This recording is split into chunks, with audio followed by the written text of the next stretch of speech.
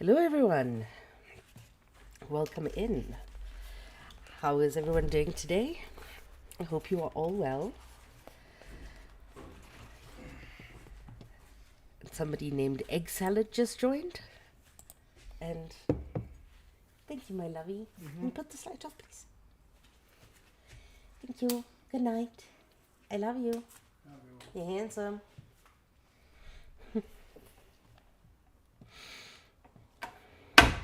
He always just sighs when I say that. Like, he is handsome.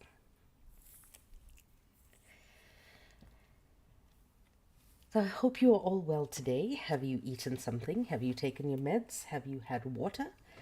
And have you said something kind about yourself? I have tea.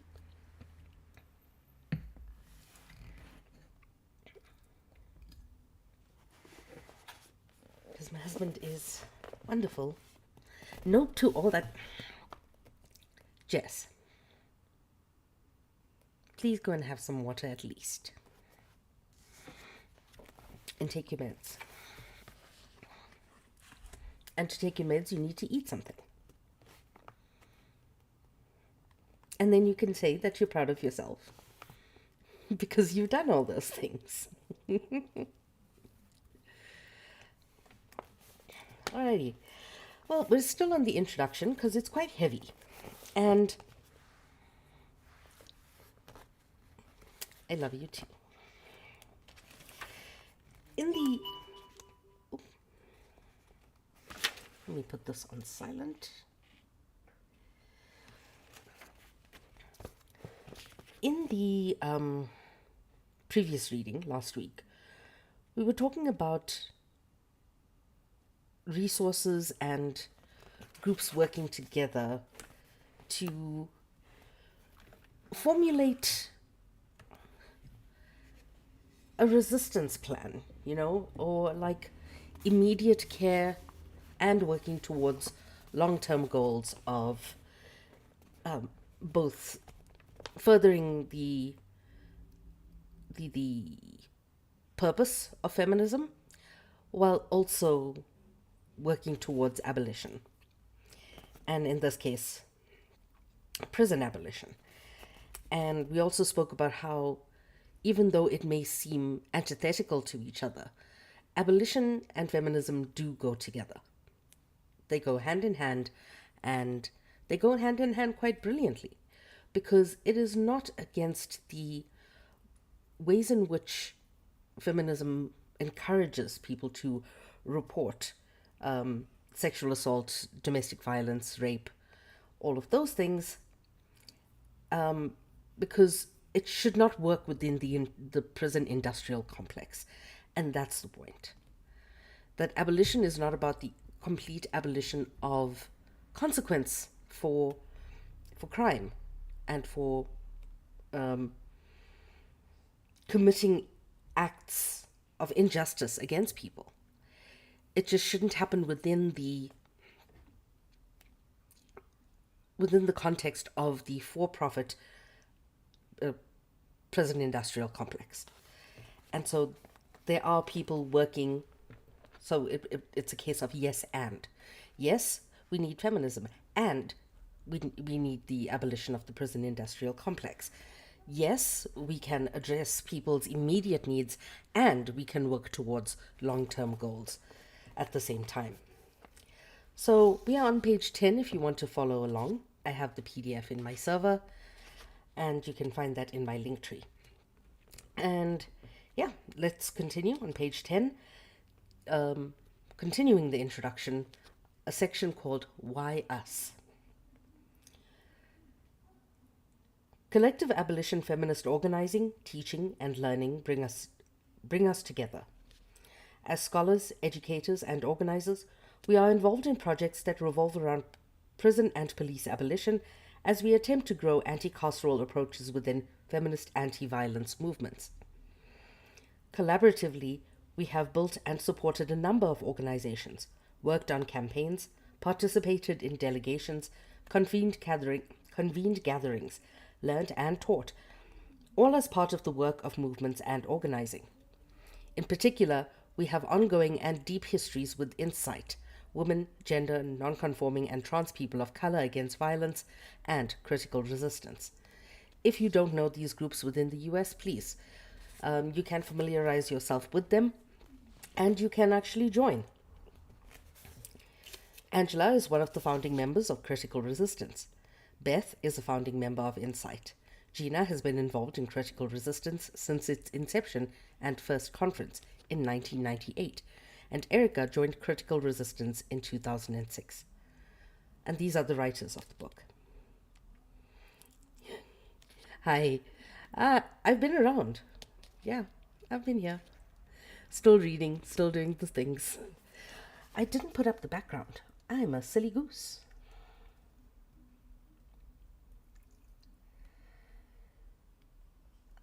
I'm a very silly goose. The book we are reading is Abolition, Feminism Now by these four writers, Angela Y. Davis, Gina Dent, Erica R. Mayners, and Beth E. Richie. For Beth, Gina, and Angela, these exchanges have been in the late 1990s, with Erica, the youngest in our collaborative effort, joining 10 years later. In car rides and panels, in organizing meetings and campaigns, in classrooms and strategy sessions, over meals in kitchens, these fragments of conversations moved across Chicago, New York, Oakland, Bahia, Brisbane, London, Palestine, and other parts of the globe. They are demon birds. I call them devil dinosaurs because they are devil dinosaurs.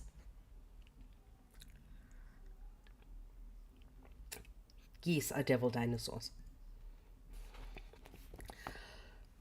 Okay, I have to detract a little here. So, some of you may know that I forget words. One of the side effects of one of my medications is that I momentarily forget the word for something, even though I have like an image of it in my mind. And like last year sometime, there was a bat in the house, and I told my husband that there's a Halloween butterfly flying around in the house. Somebody asked me for a sanitary product at gym the other day, and she wanted a pad. But I didn't have pads in my bag. I only had tampons, but I forgot the word for tampon, and I called it a vampire tea bag.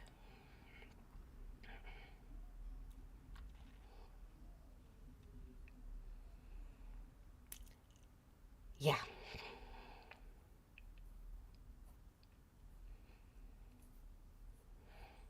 A vampire tea bag.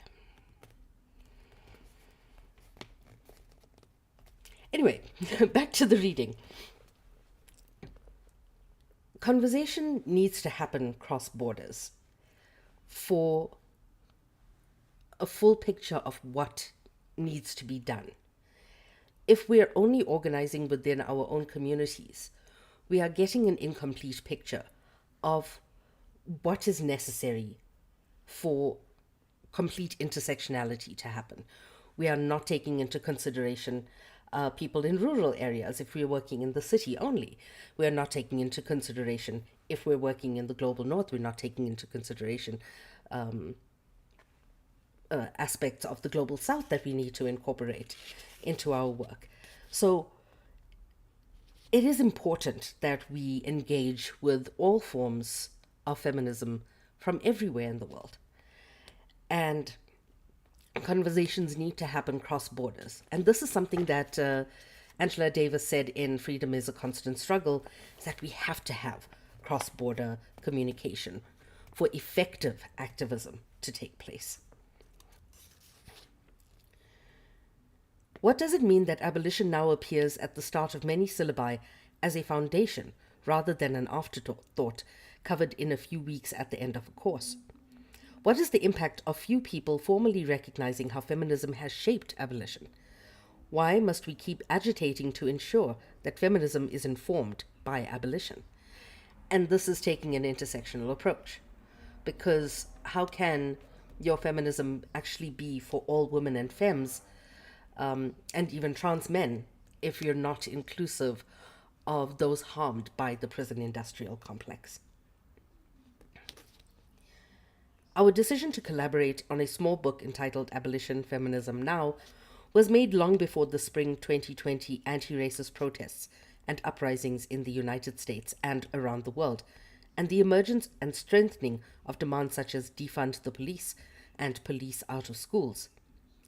We met over Zoom weekly before Zoom classes, conferences, and other online gatherings became the norm. We continued through the early days of the pandemic, during uprisings that unfolded on our blocks, and while negotiating changing working and living as well as organizing conditions. We persisted through domestic unpredictability, insufficient bandwidth, tornadoes, new puppies, forest fires, caregiving demands, mandated shelter-in-place orders, and even white supremacist insurrection.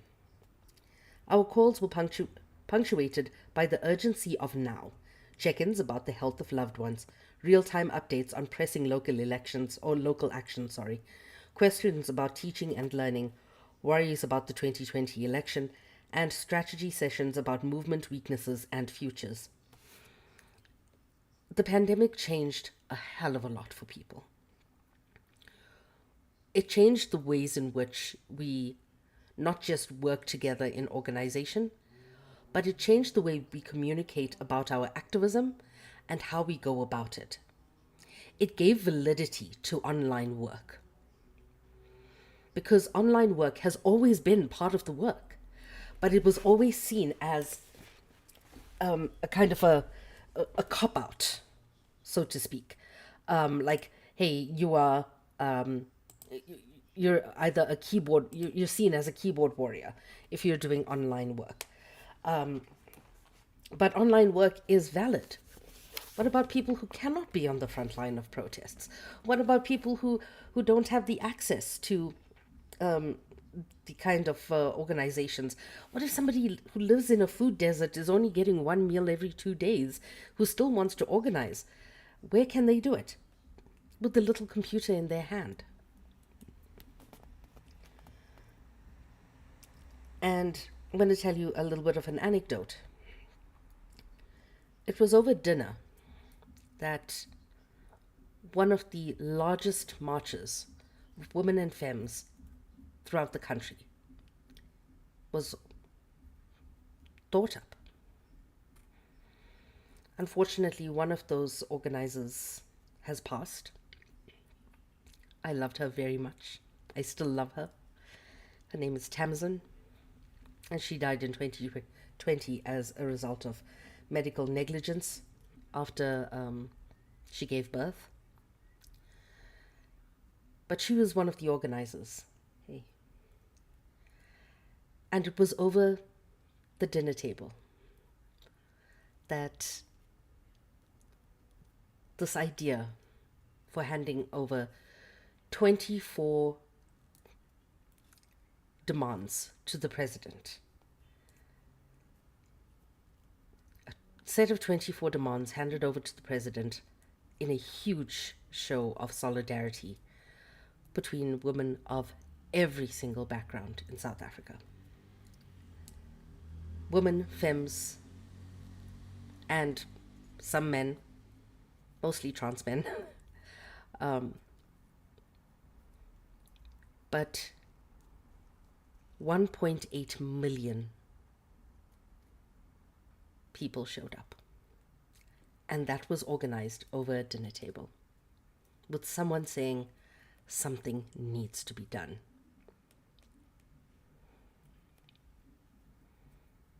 $1.8 million across South Africa marched on the 10th. Was it the 10th? No, it wasn't the 9th. I know, because that was a public holiday. It was early August 2018. And it was powerful. And every year, we are knocking on the president's door and saying, "Hi, have you forgotten us?" Because that list of 24 demands is still on his desk. And now that he has it, the ball is in his court.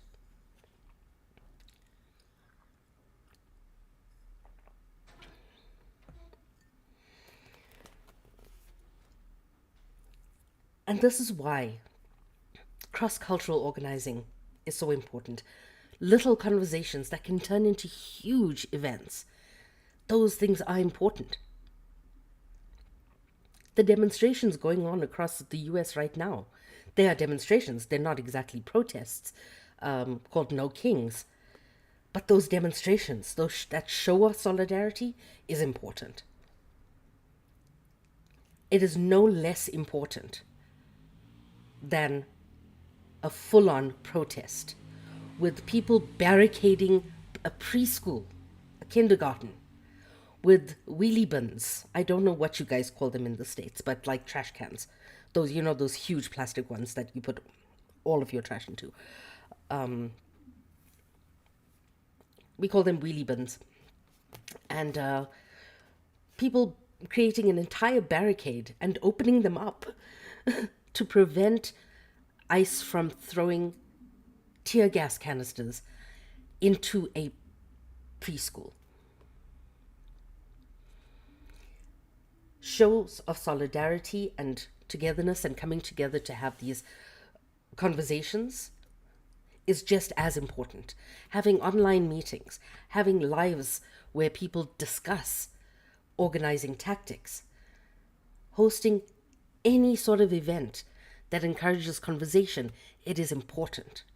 And none is more important than the other, because one can lead to the other, and the other can support the others.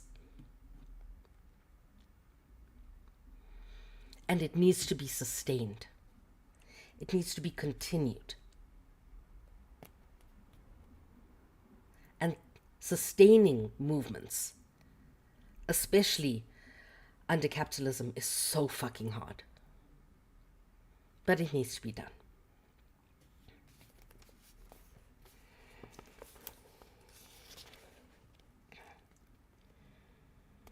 This project has always felt imperative. Our involvement in multiple communities that simultaneously resist both imprisonment and gender violence illustrates the imperative of an indivisibility. Feminism being central to abolition, and abolition being indivisible from feminism, motivating us to collaborate, document, theorize, and amplify abolition feminism. The mobilizations of 2020, the white supremacist insurrection of early 2021, the COVID-19 pandemic, these things have only heightened this urgency, and yet also imposed multiple competing demands.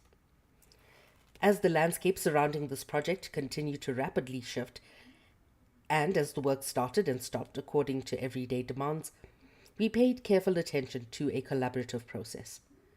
We come from different locations, trained across divergent academic and organizing traditions, and work and teach in intersecting but also varying traditions and domains. Perhaps unintentionally, our writing practice for this project reflected the organizing we aim to engage and in part to chronicle. We sought a collective voice that reflected our shared thinking and practice, nurtured an ongoing critical reflexivity, and worried about who was missed or left out, always mindful of the imperative knowledge, narratives, people, and analytics easily forgotten or buried. We struggled through dissatisfaction with the technologies and tools available to support collective writing and analysis, embraced generative curiosities from overlapping and also discordant tools and vocabularies, while maintaining our deep sense of accountability to collective mobilization, past, present, and future. We made explicit a commitment to unfinished discussions about our imagined audience's knowledge, as well as our collective desire to do more than simply chronicle present history, and gesture towards the work in the future to come, working with humility and a profound recognition that collectives incorporating difference rather than individual actors propel and sustain us. And that is why it is so important to understand and to mention and to continue to iterate that this book is not Angela Davis's. It is a collective. Yes, she's the big name here. She's the big hitter. But it's not just her book. Is it an anthology? It's written by 4 people. It's written by Angela Davis, Gina Dent, Erica Mayners, and Beth Richie.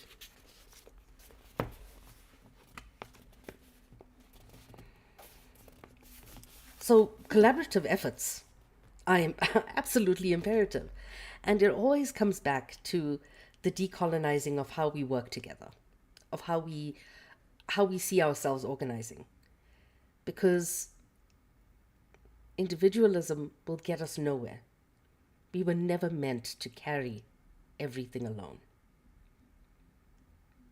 It is in community that we find support, solace, guidance, challenges to our established knowledge that could be right or wrong. It is only in these spaces where we are working through collaborative knowledge, collaborative understanding, and collaborative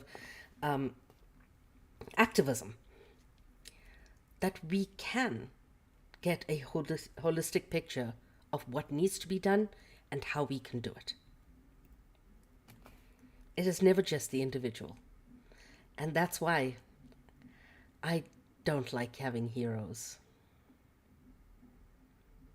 Because heroes can let you down. Communities generally don't.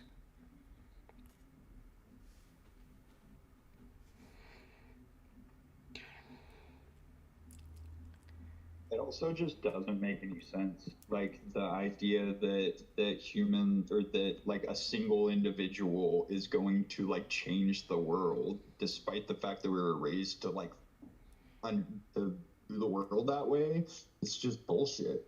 Like no one is able to create a organization and change society in any revolutionary way by themselves. It's not possible. Absolutely.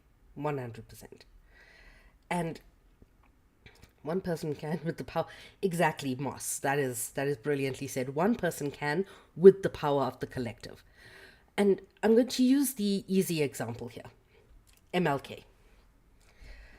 White supremacists and people in support of the systems in place. They hinge on MLK as an individual who was like, they say, oh, he was like this, he was like that, he did this, he did that, he said this, he said that, all of those things. They ignore the entire collective behind him or alongside him because they seek to individualize and heroize this person that they killed anyway. But they want to make him a martyr to further their narrative and single him out because that community that he had built was a radical one. And showing him as part of a community shows the systemic injustices. And they don't want to show the systemic injustice. They want to make a hero out of one person and vilify another, which they did with Malcolm X. How many people in the US learn about Assata Shakur?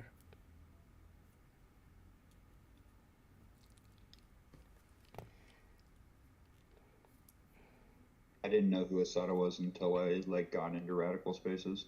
Mm-hmm. Yes, Moss, they wanted simple and digestible. Assata Shakur, rest in power, she died in exile. Hi, JJ. Yeah, she died in exile in her 80s. Thing is, Chris, that it had to be in your own journey because the US will never include people like that in the school syllabus because it is isolating the radical nature of the work that needs to be done. And saying, okay, look at this moderate person. Look at this vulnerable person. Look at Rosa Parks. Singling her out when it was a whole movement. They single her out as the person to not move from her seat on the bus. When it was a whole collective. People single out Nelson Mandela. People don't know that our current president worked alongside Mandela.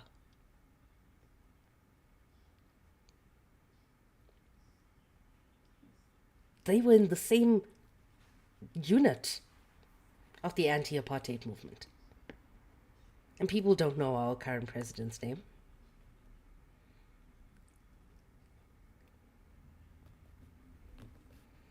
Yeah. It wasn't supposed to be Rosa Parks, yeah. Because the system singles out individuals to exalt. They single out the safe people, the safe narratives. People in schools, even if they learn about apartheid, they still don't learn about Robert Sobukwe. Robert Sobukwe was one of the most dangerous people in the anti-apartheid movement. Okay, my love.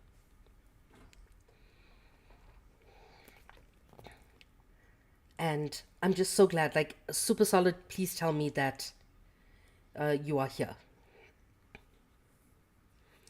It was supposed to be a teen mom. She stayed seated first, but she was too black and messy. Yeah. They wanted somebody lighter skinned.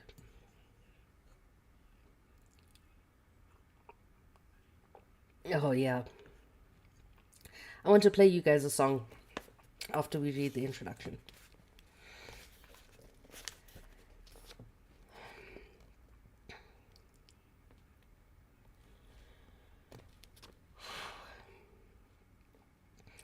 These modes of productive convergence and dissonance are laced throughout our writing and also reflected in the movements and mobilizations chronicled here. Our key point of unity is ongoing commitment to the practice and politics of abolition feminism, and a trust engendered from sharing labor, visions, lessons, spaces, and care over the past decade. This is always a slow time of collectivity, urgent and ungainly, deliberate and wholly in. And you have to put your whole heart into it. Welcome back, my love.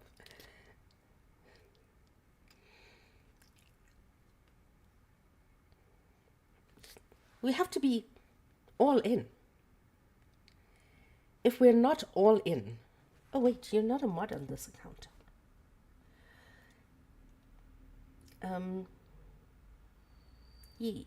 You're now a mod.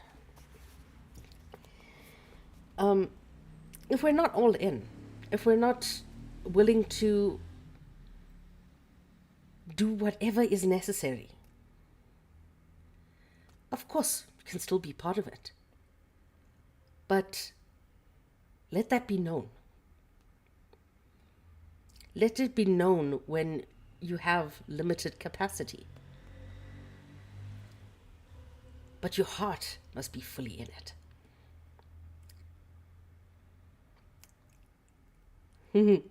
Yes.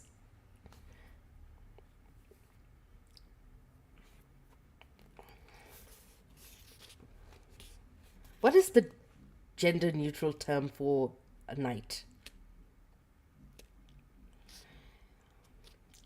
And then we get to the section called Why Collective. Key to this abolition feminist ecosystem are networks, organizations, and collectives. This work is never a solo project. Individuals tire, fade, movements deepen and continue. Sometimes the group is only a few folks working together in a church, in a basement. But these gatherings, networks, and ad hoc or formal groups create insurgent sites of political education that build relationships, share language, strategy, tools, and analysis. They create openings for people to learn and practice.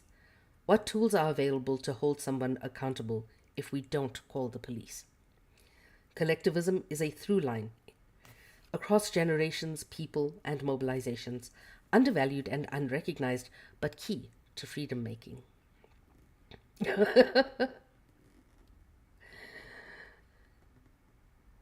Oh, before you yeet Ruben, I just want to know, like,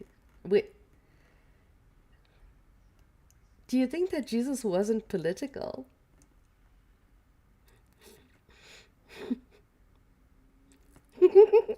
How adorable. If Jesus did indeed exist, he flipped tables.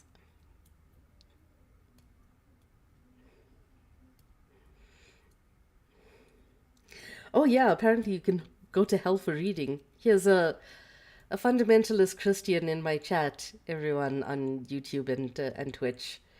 Um, Apparently, I'm going to hell for reading. Jesus would have read on TikTok, yeah. What would his TikTok username be? The real JC.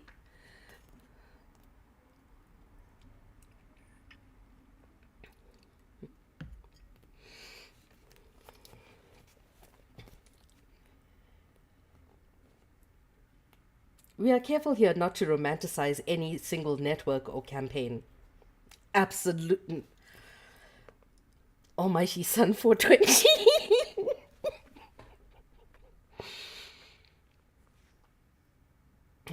Jesus Hamas Christ. Indeed. People can do People do the labor, and therefore it, like all of us, is always flawed. And a turn to the community is fraught, sometimes mythic.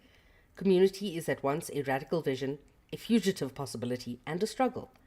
Abolition feminism in practice. That's going to be going for a while, Moss. The networks and collectives represented in this genealogy, only a fraction of the eminent work across abolitionist feminist landscapes, reminds us that abolition will not end all harm or interpersonal violence.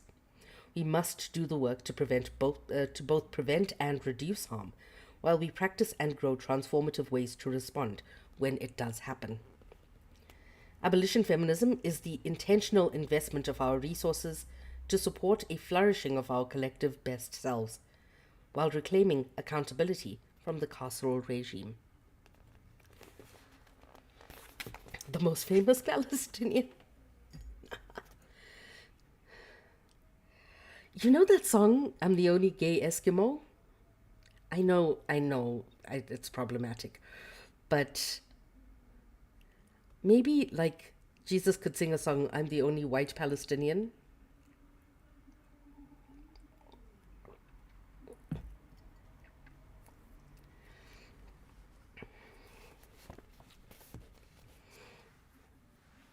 Jesus, not for Jamal.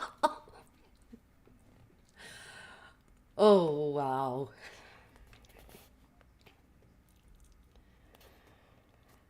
Reclaiming accountability from the carceral system is so important because, as I said last week, whenever people defend the carceral system, whenever they defend the prison industrial complex, they always use women as a cudgel by which to make their argument. What about rapists? What about crimes that happen against children? Like, they always go to sexual crimes, not realizing and not remembering, I think it is not caring that the majority of rapists do not go to prison. Instead, they get elected to office.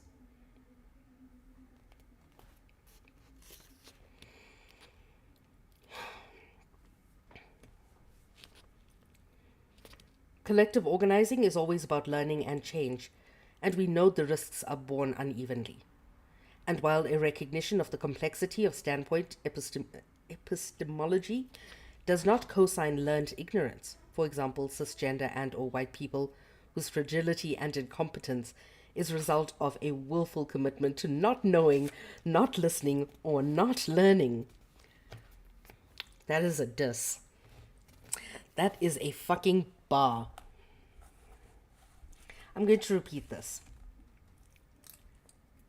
Cisgender and or white people whose fragility and incompetence is the result of a willful commitment to not knowing, not listening, or not learning. Political consciousness is an ongoing collective and pedagogical process rather than a finish line. That's why I always say deconstruction never stops. that is, it's chef's kiss. Yet, how do we cultivate movement spaces for people to learn, to be wrong and unlearn, and to be accountable and change? TikTok is definitely not one of those spaces. Because if you're on the left and you do one thing wrong, you're cancelled forever.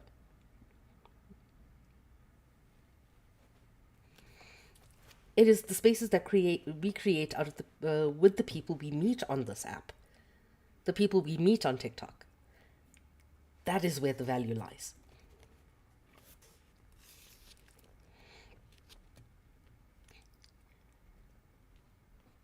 As the work can only happen in relation, in communities, it's always imperative that the burden of labor does not fall on the same bodies, notably women, usually women of color.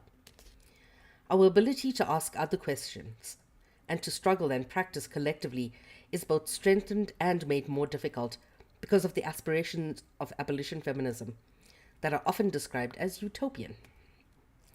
Abolition is by necessity speculative, and we ardently embrace its utopian dimensions. Yet if a movement is framed as a progression toward utopia, its conceptual and organizing moves also, and it can also reinforce essential myth about abolition, that it is impractical, unattainable, a dream. The framing of the US as dystopic and as an exceptional outlier on an international carceral state spectrum does not help to erode feelings of the impossibility of abolition in the US, with a concurrent minimization of the necessity for abolition in other nation states. So the US, in true double standard fashion, says we are going to have the carceral system that we have, while also demonizing other states that do the same. Yes, Iran is executing people.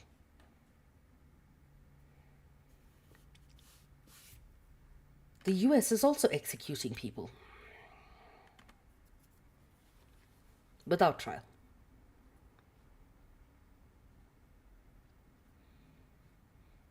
I can name 3 that were killed in the past month. So, what's the difference?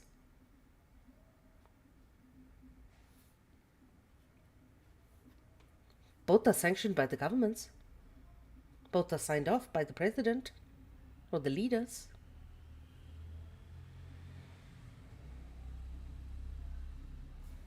What's the difference?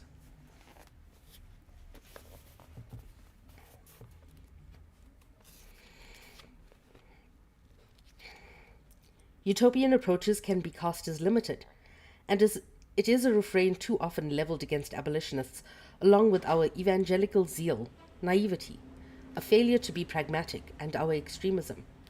Who the fuck wouldn't want to live in a utopia? If I can strive for that, then cool, I will. Always.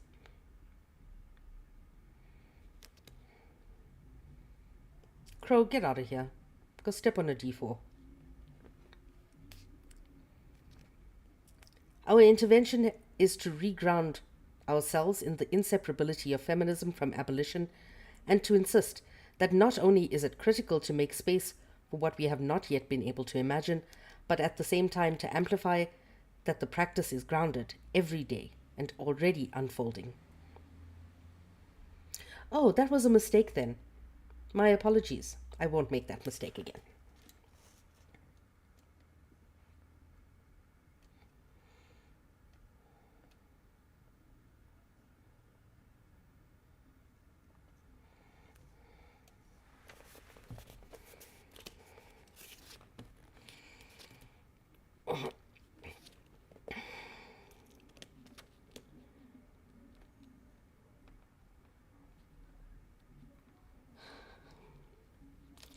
At the same time, we need to amplify that the practice is grounded every day and already unfolding right now.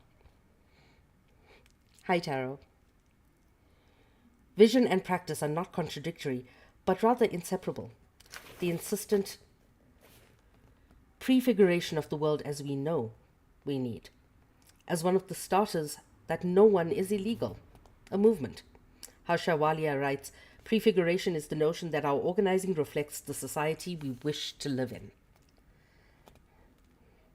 And that the methods we practice, institutions we create, and relationships we facilitate within our movements and communities align with our ideals.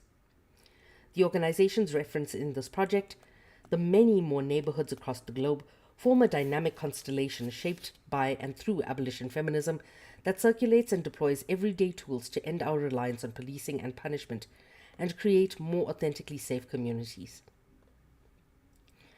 And now practice. Abolition feminism refused to let go of the vision, that which does not yet exist, and the radicalness of the imaginary as a space for what is yet unthinkable, at the edge of the possible. We say yes to Octavia Butler's brilliant speculativeness. We will dream our way out. We must imagine beyond the given. We also say yes to the daily practice of organizing, organizers such as Fannie Lou Hamer and Faye Honey Knop, who do the work every day anyway. As our beloved, now deceased comrade Rose Braz noted in a 2008 interview, a prerequisite to seeking any societal change is the naming of it. And I love that. My day has been busy. I didn't even get to watch one episode of Bridgerton.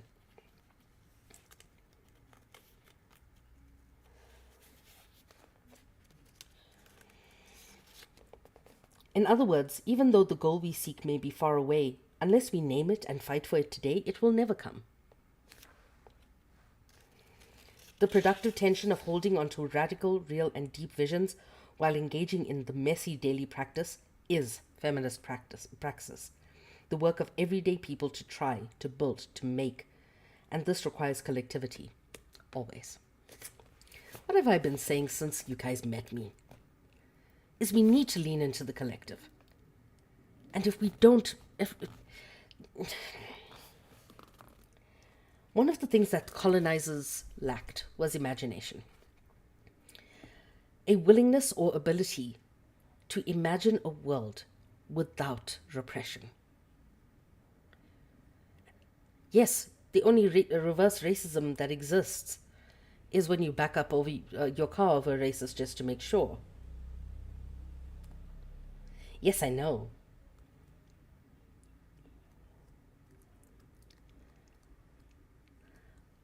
Good luck with the dentist, Tarot. Okay. Yeah, get in touch with him. He's on the server.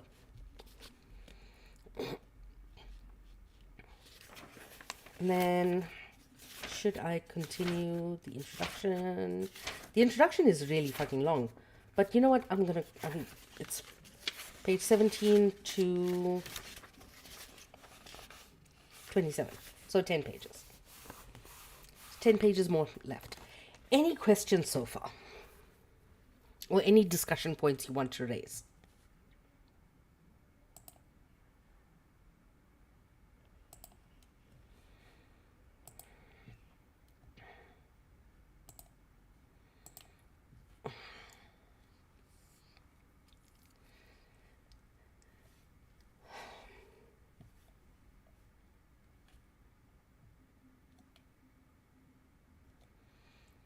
No worries.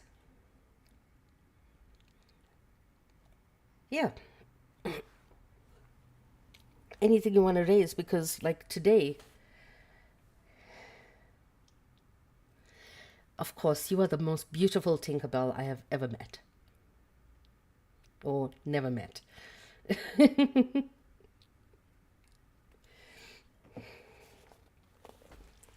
We will meet one day.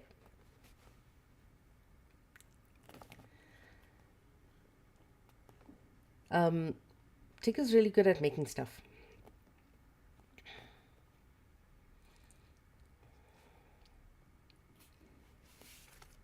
Okay, if you have no questions, then I will move on to the next section called Why Now?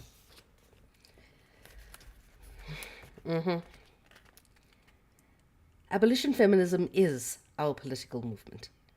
After the racist executions carried out in Minneapolis, Minnesota, by uniformed representatives of state power and recorded on cell phones by bystanders, is that 2020 or 2026? I wonder. Could be both.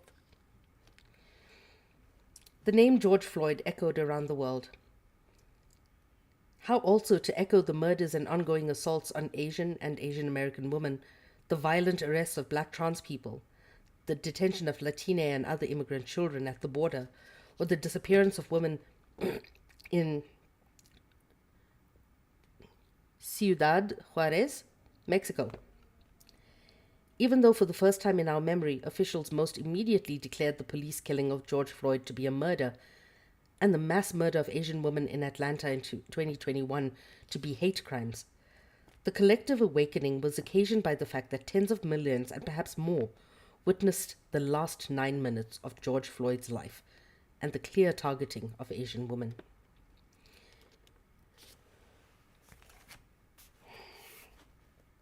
I want to bring up something that I brought up during this past week.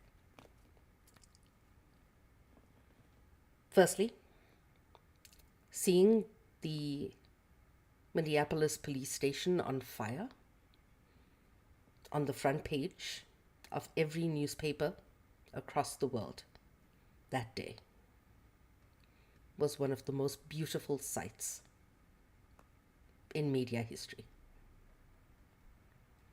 I hate that it had to happen.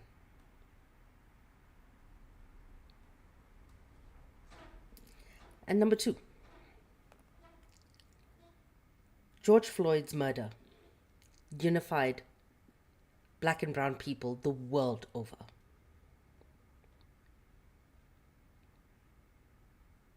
We protested, we marched, we got beaten up by police.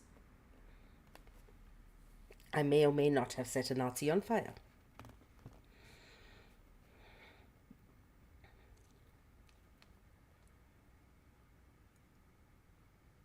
We showed solidarity beyond any cross-border movement we've ever seen. Hundreds of thousands of people marching across the world in their own cities, fighting their own police, fighting the structures that seek to protect white colonial supremacy and that delusion that white people are better. We saw people of color, people of the global majority, I should say, banding together and saying, fuck no. A lot of white people joined, yes. Why are we not seeing the same show of solidarity for Renee Good and Alex Pretty? Hi, Jess. Because whiteness is rooted in individuality, individualism. The collective is not contained within whiteness. The collective does not exist within whiteness.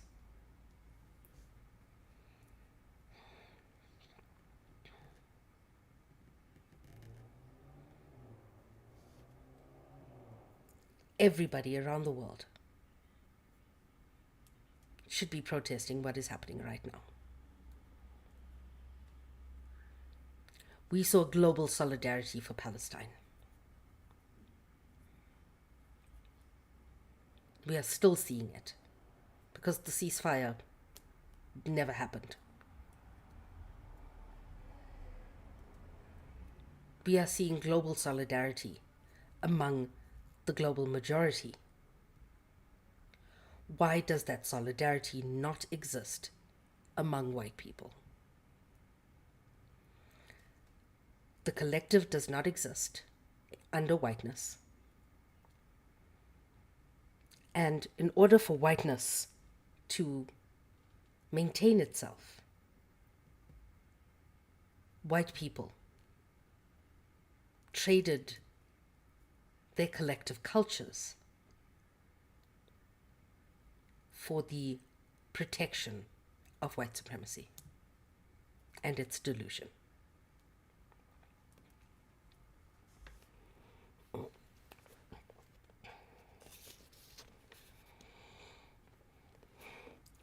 Even for those who may be unfamiliar with the history of racist violence in the US, the scenes roused a historical specter of lynching and femicide, but this time we were all implicated. And to fail to respond was tantamount to implicit assent. As we prepared this manuscript for publication, like the vast numbers of protesters and those sympathizing with activists in the streets and throughout the world, we are still reeling from that sense that historical time has fast-forwarded, even as the present illuminates how much we are still held captive by unresolved questions from the past. This collective moment has been ushered in through a long trajectory of campaigns, mobilizations, and actions, often precipitated by violence and death. I want to tell you, I can't remember the exact number, but the majority of sales of Black-authored theory comes after the death of a Black person at the hands of police. I'm not going to tell you a false number. I don't like making up numbers.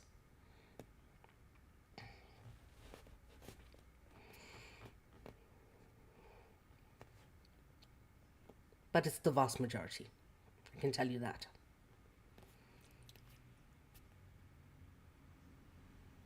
Although we know the names of vast numbers of Black men who have lost their lives to police violence, the women, gender non-conforming people, trans people, and sex workers who are killed most often regulated to the background.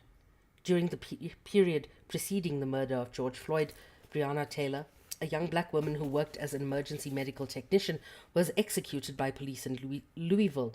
Or Louisville? I don't know how to say this. Louisville?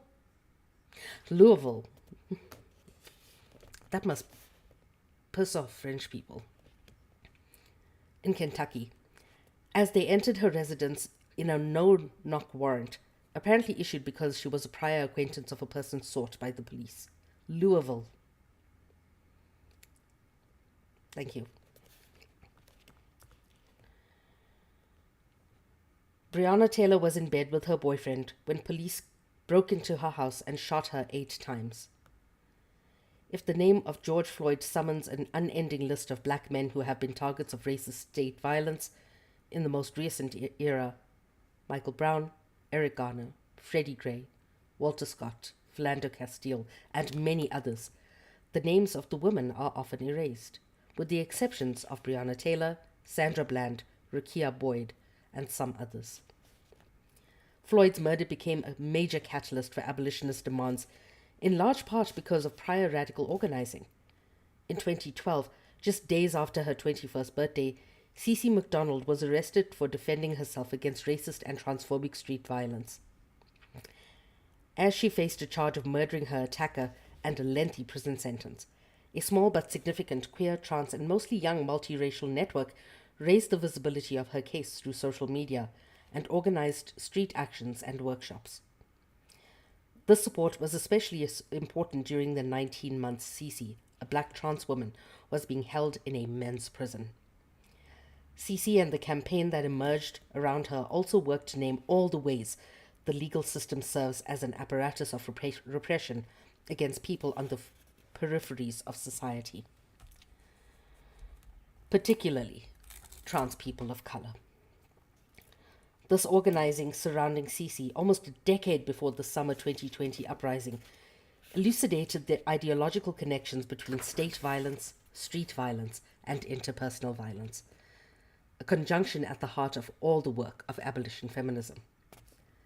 Campaigns centering black women who are the targets of interlocking forms of interpersonal and state violence have emerged in the US, as they have in the rest of the imprisoned world, where race, gender, and marginality play a similar role in criminalization. On the 11th of January 2016, Sarah Reed, a 32-year-old black woman with a history of psychiatric disability, became the last woman to die in London's Holloway prison, the largest women's prison in Western Europe, until it was permanently closed 6 months later. Sarah was found dead in her cell with strips of linen around her neck. She was on remand in Holloway after having been charged with grievous bodily harm, but because she had attempted to defend herself from sexual assault by a patient in the secure unit of a mental health facility. Although the inquest found that her death was self-inflicted, officials were not persuaded that she actually intended to take her own life. The failure to provide adequate and timely care and her incarceration in lieu of appropriate health care were both causal factors in what was ruled suicide.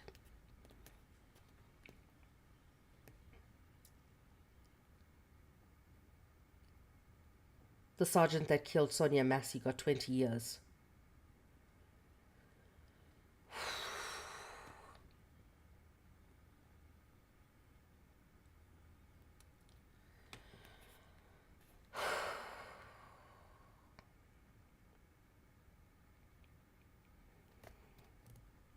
Thanks, B.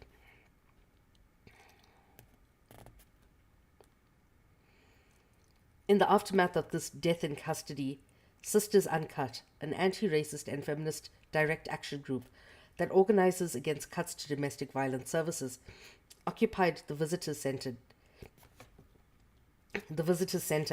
at Holloway in memory of Sarah Reed and the 10 other women who had died in Holloway since 2004, demanding that the space of state violence be transformed into a building providing anti-violence services for women and non-binary femmes.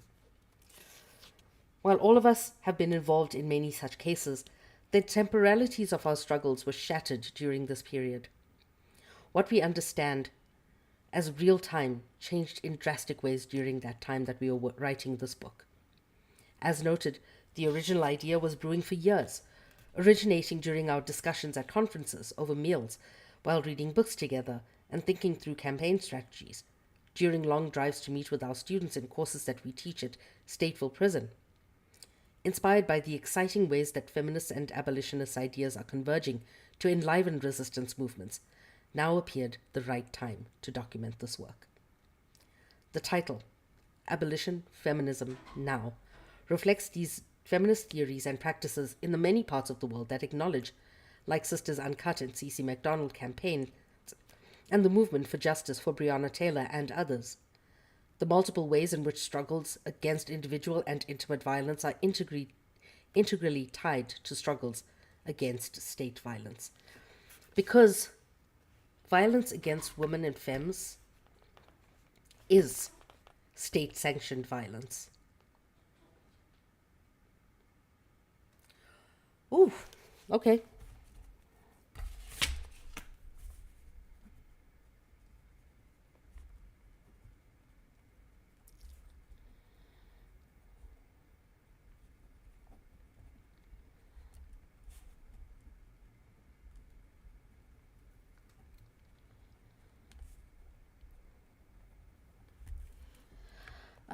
I need to expand on that later.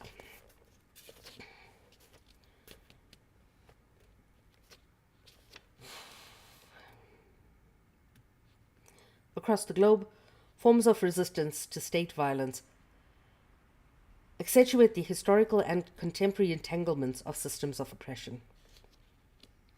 The work, for example, of Rio de Janeiro Council member Marielle Franco, a queer feminist, anti-racist organizer, assassinated in March 2018, who passionately challenged the militarization of the Brazilian police force, has deeply inspired many of us engaged in similar work in the US. Franco's feminist approach and her articulation of race and gender made it absolutely clear that the defense of black women must be linked to the struggle against police violence, even when its immediate targets are predominantly male. Her organizing centered the needs of black women in the city's favelas, including fighting for the nighttime nurseries for working mothers and for reproductive rights for women, and articulated the conditions of poverty, militarization, violence, and repression to the structural and institutional impact of race and gender. To those who are attempting to radicalize electoral politics, have been further emboldened by the fact that the aftermath of Marielle's assassination saw an unprecedented number of black women running for office in Brazil, often referred to as the Seeds of Marielle. Erica Malunguino da Silva, for example, became the first black trans woman to be elected in the Sao Paulo Legislative Assembly. US-centric discourse and organizing can saturate contemporary abolitionist political movements, reinforcing and deepening US imperialism, and thereby potentially eliding local histories of violence and resistance. There's an artwork by Micha Bazant, created in 2013 as part of the campaign to free Sisi. You can't really see it because of the green screen. I'll take a picture of it and put it in the cellar. It says, "Honor our dead and fight like hell for the living." In June 2011, Cece McDonald fought off a racist transphobic attack.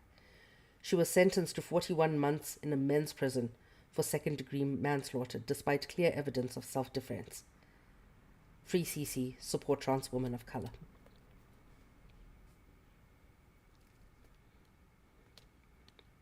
I'm okay, my love. Thank you.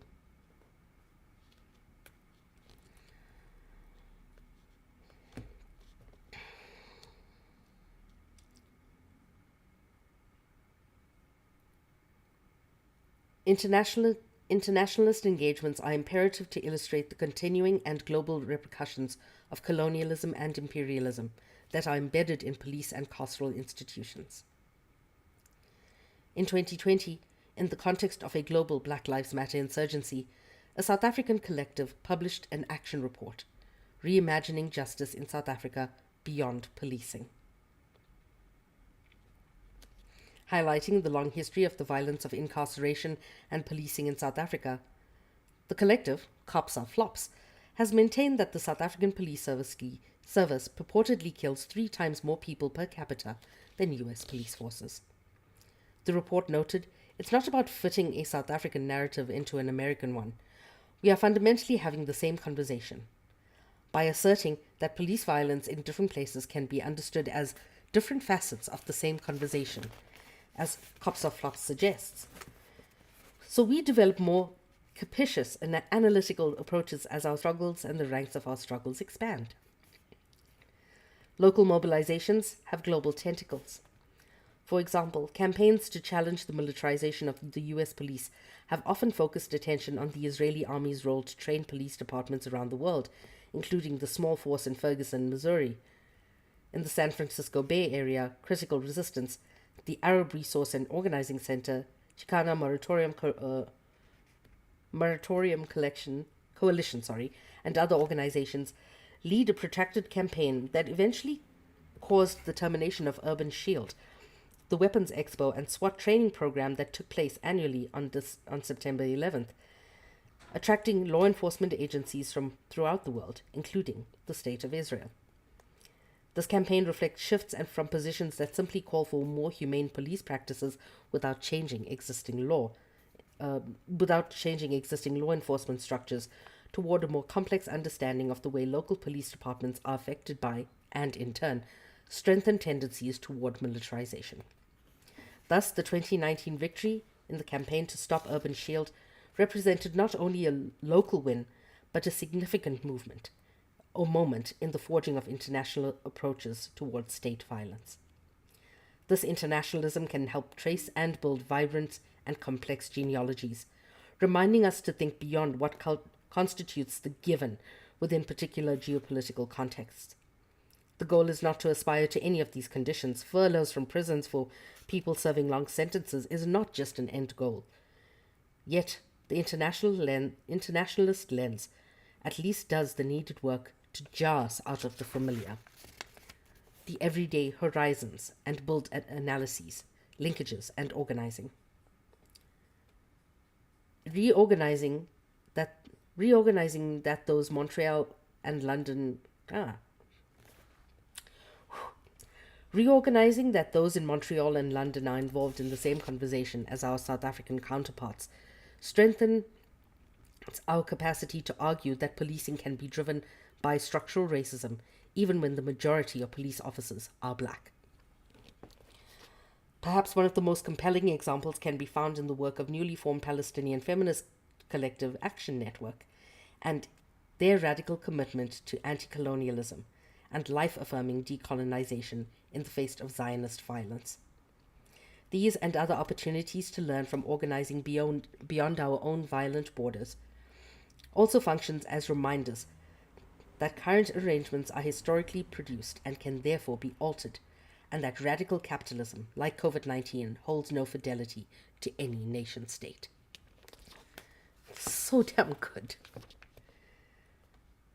Because abolition feminism is a politic and practice, we have structured this book around short chapters that offer snapshots from our collective and individual practices, campaigns, projects, learnings, and engagements.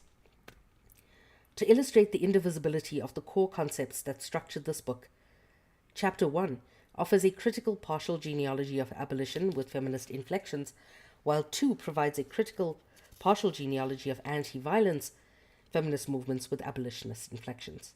3 engages in the specifics of one site, Chicago, to map how this moment abolition feminism lives on the ground in neighborhoods, organizations, community groups, campaigns, and popular education initiatives that are working against carcerality and for freedom. None of the examples contained in this project are finite, but we offer them now to show how, amid profound structural oppression and violence, there are spaces of possibility where imagination and creativity can thrive. Taken together, the examples, a fraction of the emergent ecology, form a mosaic of what is made possible by abolition feminism. Not in a prescriptive sense, but rather to show that a new world is possible. Already, we are collectively building one.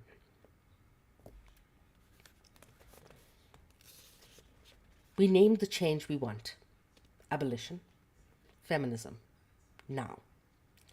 Abolition requires profound shifts in how we organize against oppression and what we do to create the world we want. Feminism offers a political and ideological map to guide that work.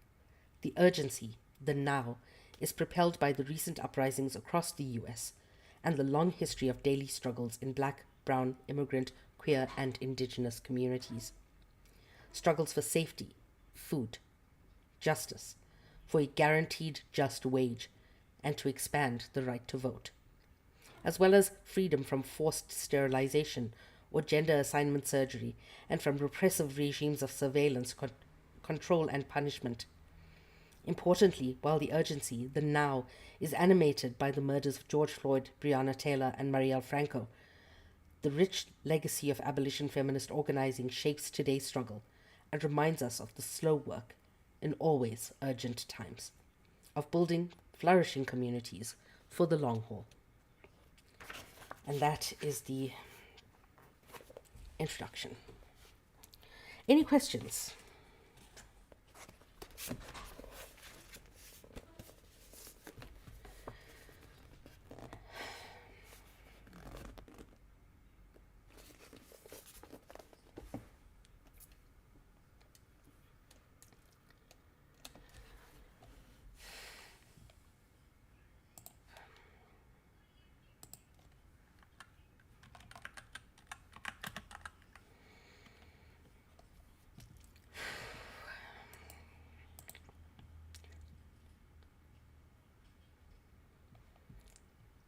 It is a lot to think about, and I think we have so much to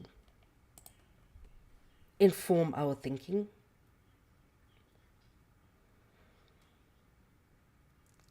And the ways in which we work together to create not just a vision of what we want out of our future, but the kind of world that is attainable. And with that, I'm going to end.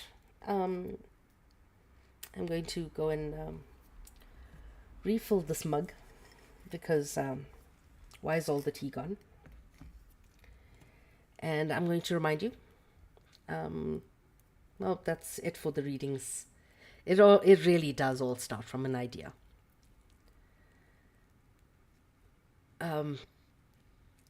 Drink water, take your meds, eat something, say kind stuff about yourself. Remember to smash the motherfucking patriarchy, eat all the white men, and if you don't eat meat, compost them. And remember to be kind, especially to yourselves, because everybody deserves kindness. Except Crow, who should step on a bag of D4s. Cheerio, I shall see y'all on Tuesday.